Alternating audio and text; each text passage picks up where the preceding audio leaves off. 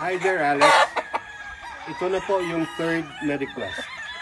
Ito yung bago niyong request na Cecil Davis Kelso. Of course, Walter Kelso ang original niyan.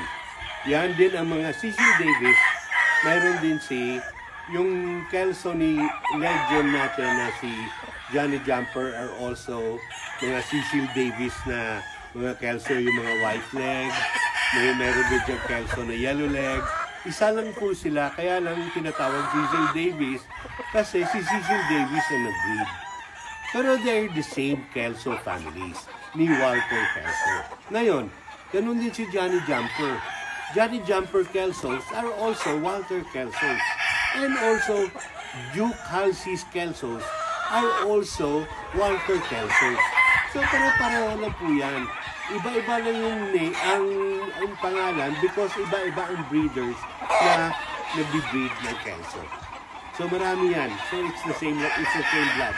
Ito, Alex, is a Cecil Davis, 8 months old. Tingnan mo yung kanyang demeanor, yung kanyang forma. May mga white streamer na siya. Umahaba na yung buntot, 8 months old.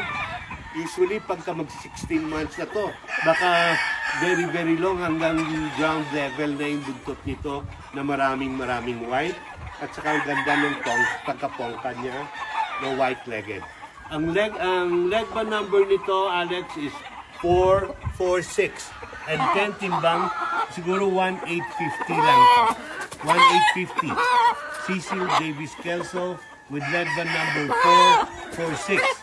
Ito naman, mapili ka sa mga inahin. Ito naman, ang ganda ng mga balanse. Yung angle ng mga buntot nila, maganda.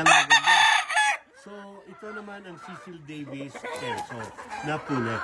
Leg ba numbers 440 and 1104.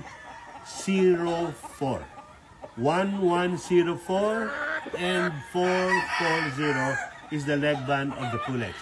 So Alex, I already done what you asked. So hopefully magka-close na tayo ng deal. Okay? Pero hindi naman, okay lang. Basta tell us na ayaw nyo para we can move on. Okay Alex? Ingat po at saka have a nice day.